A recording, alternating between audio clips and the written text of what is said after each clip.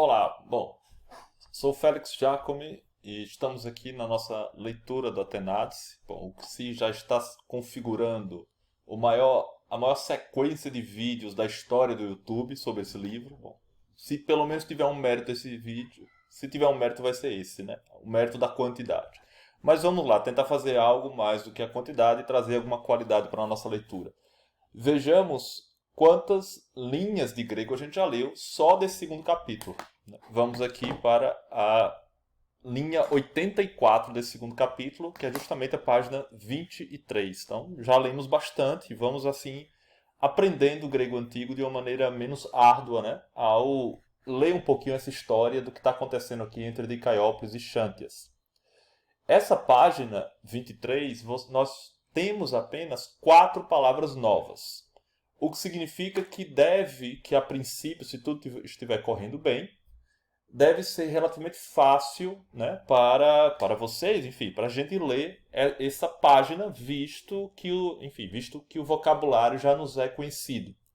Se vocês estiverem tendo muita dificuldade em ler essa página, significa que há algum probleminha aqui que está atrapalhando o aprendizado. Um desses problemas pode ser que você esteja estudando de maneira muito espaçada. Significa que se eu leio uma página aqui e demoro 10, 12, 15 dias para ler a página seguinte, naturalmente eu vou esquecer do vocabulário que eu já vi. Eu vou esquecer, vai começar tudo de novo e vou ter dificuldade de ler de novo, a leitura vai ficar lenta novamente.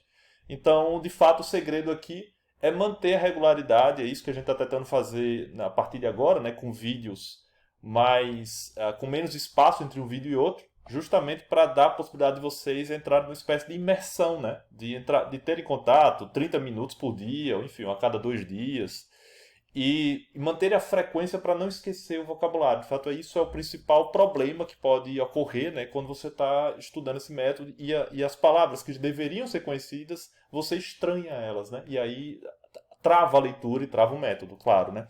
Bom, então não deve ser difícil ler essa página, então vamos ver o que está acontecendo. Um outro problema que pode ocorrer é se você tiver um nível muito, muito, muito inicial de grego antigo, ou seja, se você não conhecer nenhum alfabeto ou coisas desse tipo, né? Aí de fato terá muita dificuldade. Mas isso não é um grande obstáculo, enfim, basta procurar no próprio YouTube também vídeos extremamente básicos, né, que explicam o alfabeto, quais são as letras do grego antigo, isso vai ajudar bastante.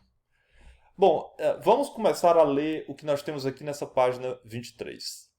Metademezambrian Rodicaioplis legei. Bom, e aqui entra o nosso Dicaioplis falando, abrindo aspas novamente.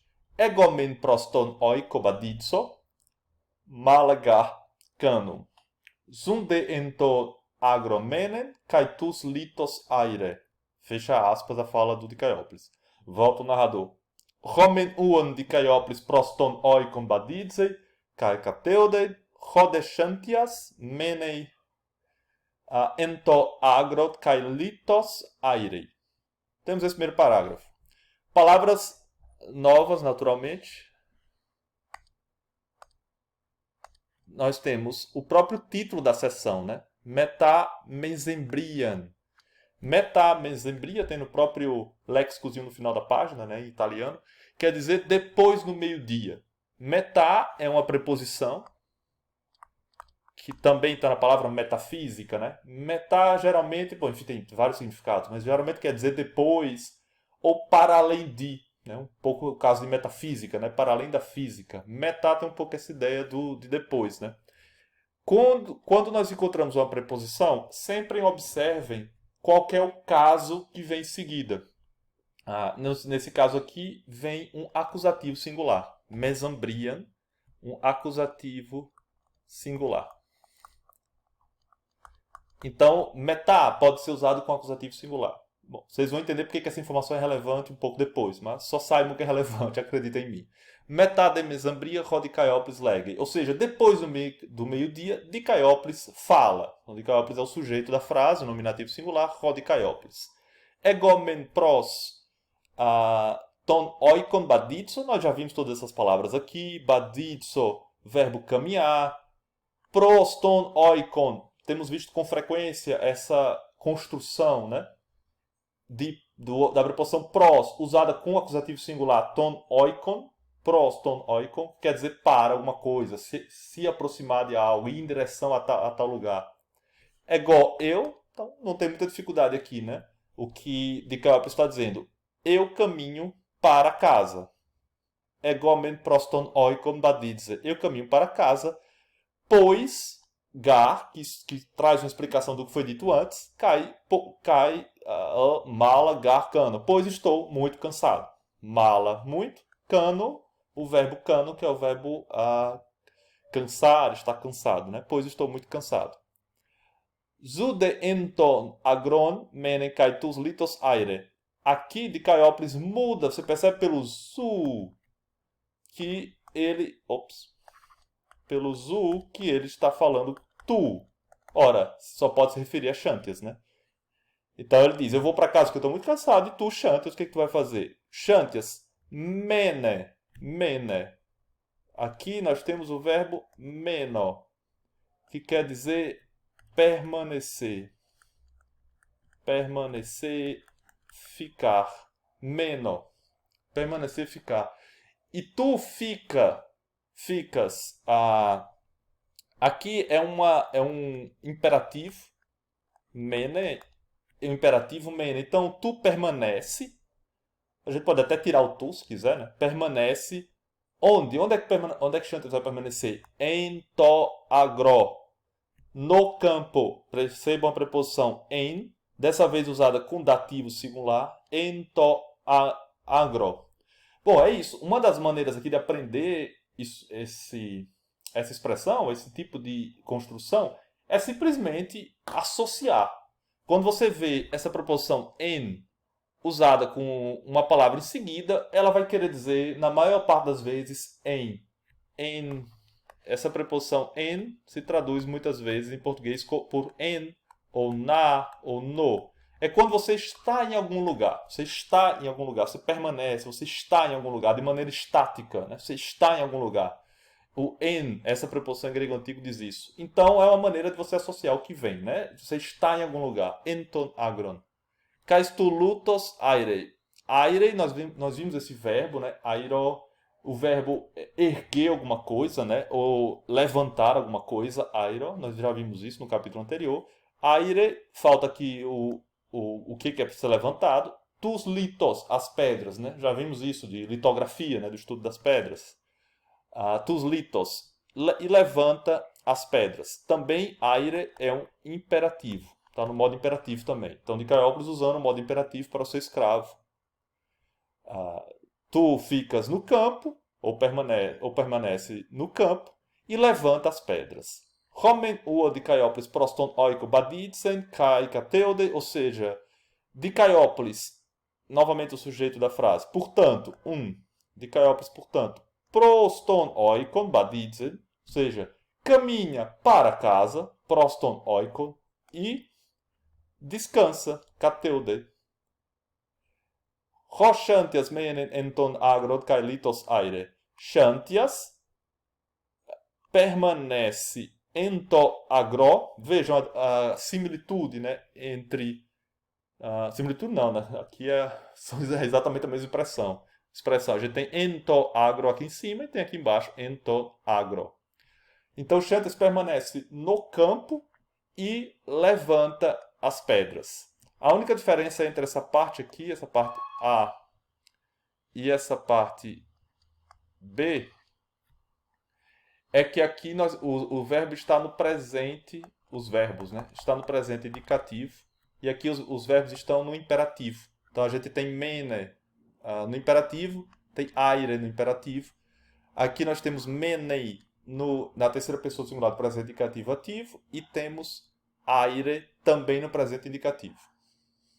São essas duas diferenças e notem como muda, né, a morfologia do verbo para indicar justamente o modo verbal. Né? Percebam a diferença. Isso vai se repetir várias vezes, então, enfim, isso se pegará com a prática, né, aos poucos. Vamos para a linha 91 e para o próximo parágrafo. Rode helios flege catatribei tondulon, ende to agro dendro macron esten, to de dondro en skian parechei. Ho undulos proston macron dendron blepei, Epeita bradeos pros ton dendron baditsei. Rodicaioplis gar uparestem. Bom, vamos ver o que está sendo dito aqui nesse parágrafo. Também com palavras que foram vistas no primeiro capítulo. Se você não lembra, dá uma revisada lá no primeiro capítulo. Rode helios, com espírito áspero, né? Helios, phlegecai catatribeton dulon. O Sol, helios, daí a teoria heliocêntrica, né? É a teoria heliocêntrica, e vejo como heliocêntrica se escreve com H, o que é bastante comum, né? Palavras que vieram do grego antigo com aspiração, com vogal aspirada, como é o caso de helios, muitas vezes nas línguas modernas essa aspiração é marcada pelo H. Então, tem heliocêntrico. Nesse caso é um H mudo, né, em língua portuguesa. Mas esse H remete à aspiração inicial da palavra, por isso que é helios, e marcado pelo H, né? Isso é parecido um pouco como em língua inglesa, quando você tem, por exemplo, house, né, com H, com esse som, um pouquinho parecido com R, né? House. Remete um pouco a essa ideia da aspiração áspera, né? Essa ligação da vogal aspirada com esse símbolo gráfico do H. Então, isso pode ajudar vocês a entenderem um pouco a pertinência, né, e a utilidade disso. Bom, Rho de helios flege catatribeton dulon. O Sol arde, flege, verbo flego, arder, flego, cai catatribei ton dulon. E castiga, catatribei, verbo castigar, o escravo. Isso tudo foi visto no primeiro capítulo. O Sol arde e castiga o escravo. Endeton agro dendron macron este. Aqui nós temos essa estrutura ento-agro, que temos visto que é no campo, né? Algo que está sendo situado no campo. O que está sendo situado no campo? O que está sendo situado no campo é dendron. Dendron, que é isso aqui, para quem não lembra, dendron, está no campo, né? Então, se eu tenho um campo, que é a área mais abrangente aqui da imagem, né? Ou seja, aqui é o agros, o campo, essa parte mais abrangente da imagem, e há duas coisas específicas dentro do to-agros, né? Dentro ento-agro, né? Ento-agro, que tá dito tondendron e re-esquiar. Re-esquiar, que a gente já vai ver o que é. Bom, enfim, embora por aqui pela imagem esteja óbvio, né? Bom, a árvore está no campo, mas não é uma árvore qualquer, porque tem um adjetivo aqui que qualifica essa árvore. Macron. Macron estin, verbo ser ou estar. Ou seja, dendron macron estin. A árvore é grande, né? Ou a grande árvore. Então, a grande árvore está no campo. Aqui a gente poderia traduzir de maneira mais específica. Bom, depois vocês vão entender por que há esse detalhezinho de tradução, né? Mas a presença do estin aqui indica que a tradução melhor a árvore é grande, em lugar de a grande árvore. Bom, são coisas parecidas, mas enfim, uma é com estrutura de adjunta nominal, a grande árvore, e outra é com estrutura de predicativo do sujeito. A árvore é grande. Há uma nuance aí, né? Foi uma diferença. E aqui a presença do estin nos indica que é melhor traduzir por a árvore é grande. Então, ficaria algo como no campo, a árvore é grande. A árvore tondendron segue como sujeito da próxima frase. A árvore parekei. A gente já viu esse verbo, por exemplo, com o substantivo sitos, que é o substantivo grão, né? Gera muitos grãos. O roagros pareke tonsiton. O campo produz muitos grãos, poderíamos dizer. Ou rocleros, roagros ou cleros, que é o lote de terra, né? A gente poderia usar também. Pareken tonsiton, produz muito grãos. Mas aqui é árvore, não é o campo nem o lote de terra. E o que está sendo produzido não é citon, não é o grão, mas esquian, a sombra. Né? Então, vocês veem que as palavras são nominadas, são referenciadas nessa margenzinha aqui das páginas, e no léxico, e em qualquer dicionário de grego antigo, através do nominativo singular. Então aqui nós temos o nominativo singular da palavra neutra, tondendron, e temos aqui embaixo o nominativo singular da palavra feminina, vejam o artigo re, o artigo feminino, da palavra feminina skia, né, que é a sombra da árvore. Então a árvore produz sombra. E skian com esse nu no final, que a gente está vendo que é justamente característico do acusativo singular, que de fato, o que produz a árvore? Produz sombra, é o objeto direto da frase. Continuemos. Ho undulos proston micron dendron blepei e peita bradeus proston dendron badidze. O escravo rodulos, o escravo nominativo, portanto. O escravo, portanto, aqui a gente precisa do verbo, né? O que é esse escravo, portanto, enfim, precisamos de um verbo. E o verbo está aqui, blepei, que é o verbo blepo, verbo ver, observar, olhar. Então, o escravo olha o quê? Ou para onde, né? Pronston macron dendron. Olha em direção à grande árvore. O escravo olha em direção à grande árvore. Depois, epeita, ou em seguida, né? Uma palavra invariável, depois ou em seguida. Badidzei. Badidzei é um novo verbo aqui da próxima sentença. Badidzei, que é o verbo ainda se referindo a doulos, ao escravo, ao sujeito da frase. Doulos, badidzei, badidzei, ou seja, o escravo caminha. Traduzimos aqui o advérbio, bradeos, já visto também. Um advérbio que quer dizer lentamente. Prostondendron. Novamente a estrutura com a preposição pros e um acusativo singular, sendo que nesse caso é uma palavra neutra, né? Por isso que o artigo faz to. Prostondendron. Então, o rodulos, né? Badidzei, bradeus prostondendron. O escravo caminha lentamente para a árvore, ou em direção da árvore. Né? Em seguida, caminha lentamente em direção à árvore. Veja um pequeno detalhe aqui, justamente o que eu estava falando em relação a dendron macron, né? Se a árvore é grande ou a grande árvore. Percebam a diferença entre dendron macron estin, que faz com que a gente utilize o predicativo do sujeito, né? Aquele que qualifica o sujeito em língua portuguesa, geralmente com o que é às vezes chamado de verbo ser ou estar de cópula, né? Algo é alguma coisa. Então a árvore é grande.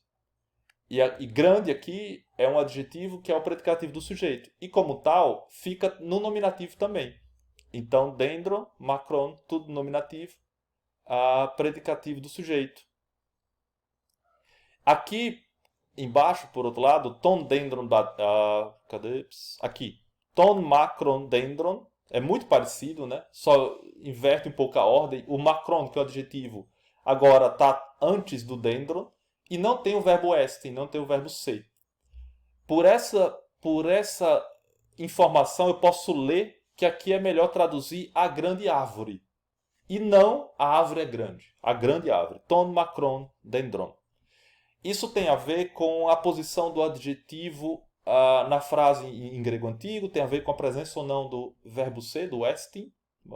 Um tema que ficará mais visível, enfim, com o complemento da leitura. Essa é uma primeira apresentação, tá, dessa estrutura aqui no material. Então, como ela vai se repetir, vocês vão percebendo a lógica à medida que as frases se aproximam. Essa é a lógica do livro, né? Sem necessariamente precisar eu parar aqui e fazer, né, todo um argumento gramatical em torno disso, né, o que atrapalharia o fluxo da leitura. Né? Então essa é um pouco a lógica do que está sendo dito aqui. Rodicaiópolis gar o paresten, Dicaiópolis, pois, não está presente. Ou seja, Xantias, né, olhou em direção à grande árvore, caminhou lentamente olhou para a grande árvore, caminhou lentamente para a árvore, mas Dicaiópolis não está. Xantias, Roxantias, un rupotondendron caditsei. Xantias, Xantias, portanto, senta-se, né? Caditsei. Senta-se sob a árvore. A gente também já viu essa expressão, né? Rupotondendron, sob a árvore.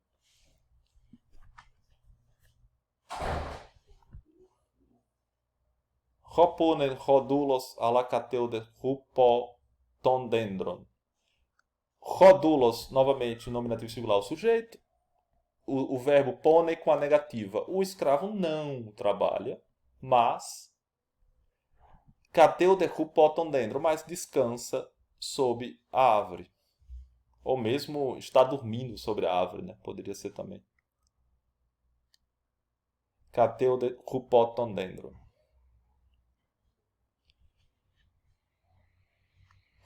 Rode de Caiópolis ectu oikon ekbane, caitus boas, elaude proston nagron. Tudo estrutura já repetida, já conhecida. Né? De Caiópolis, sai, ekbane, caminha para fora, né? Sai de casa, ectu oiko, e conduz os bois, elaunet os boas, para onde? Proston nagron, para o campo. Nova estrutura com en, enton agro, no campo, no campo, blepei é o verbo, precisamos do verbo aqui do sujeito. Bom, o sujeito está implícito que é de Caiópolis aqui. Então, no campo de Caiópolis, olha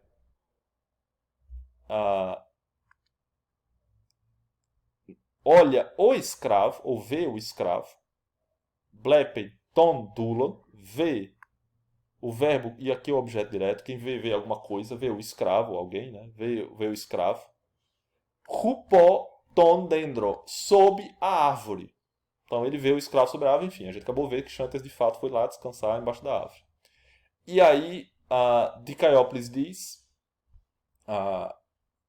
ó catarate dule, ó catarate dule. Dule, vocês percebam pelo próprio radical da palavra, que é justamente a palavra para doulos, escravo.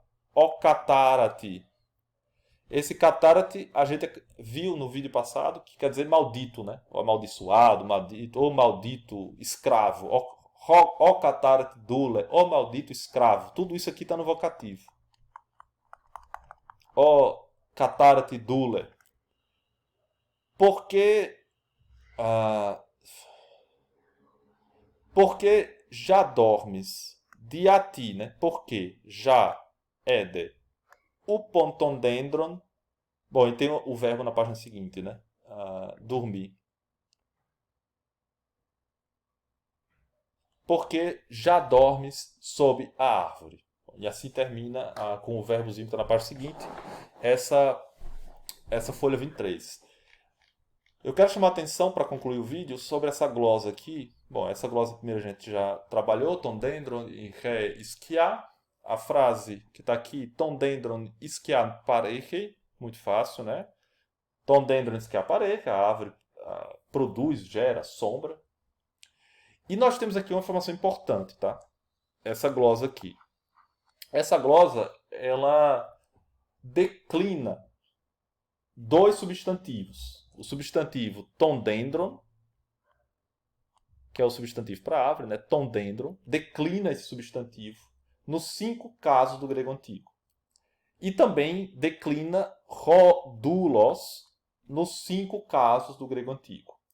Aqui, por enquanto, apenas no singular. Porque as palavras em grego antigo tem 3 números, né? Tem singular, dual e plural. O dual é pouquíssimo utilizado em grego antigo e, por isso, geralmente é omitido nos livros de introdução ao grego antigo.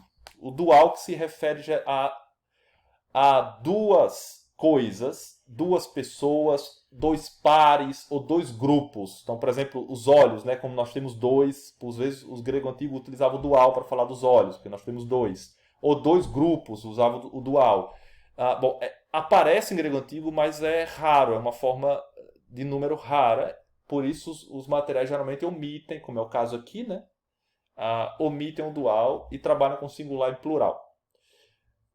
Por enquanto apresentou o singular, mais à frente vai apresentar o plural e vai no apêndice gramatical, né, mencionar o dual também nesse material. Essa informação eu não vou detalhar aqui agora dos casos, porque eu quero ler ainda as 2 páginas, né, 1 página e meia que falta para acabar o capítulo 2º. E ao final de cada capítulo eu vou fazer um vídeo que se chama Revisão do Capítulo, que incluirá muitas das explicações gramaticais que aparecem no Atenádice italiano no final do capítulo, né? Então, no final do capítulo, você tem um pouco de informação cultural, você tem um pouco de gramática, do que foi visto no capítulo, e tem aquela famosa folha do léxico, que é a última coisa que fecha o capítulo, né? Antes de abrir para o capítulo novo. Então, nesse vídeo de revisão do capítulo, eu falarei dos casos em grego antigo. E aí farei um argumento mais extenso sobre esses 5 casos grego antigo e adequando a explicação àquilo que a gente já viu, né, nesses 2 capítulos. Afinal, a gente já leu muita frase, já viu muita estrutura aparecendo e repetindo. Eu vou chamar atenção para essas estruturas, para esses exemplos que a gente já viu, para explicar esses 5 casos. E assim a gente segue essa metodologia, ou seja, quando tiver um argumento gramatical mais longo para ser explicado, eu farei isso sempre no vídeo de revisão do capítulo. Assim, permite que a gente ganhe fluidez na leitura e evite, de fato, parar a leitura, né, com explicações muito grandes. E também, no mundo do YouTube, evita que o vídeo fique muito longo, né? Bom, então, deixemos essa glosa aqui para ser explicada, de fato, ao acabar a leitura desse segundo capítulo. E é isso, a gente se vê no capítulo seguinte. Abraço para todo mundo e se cuidem.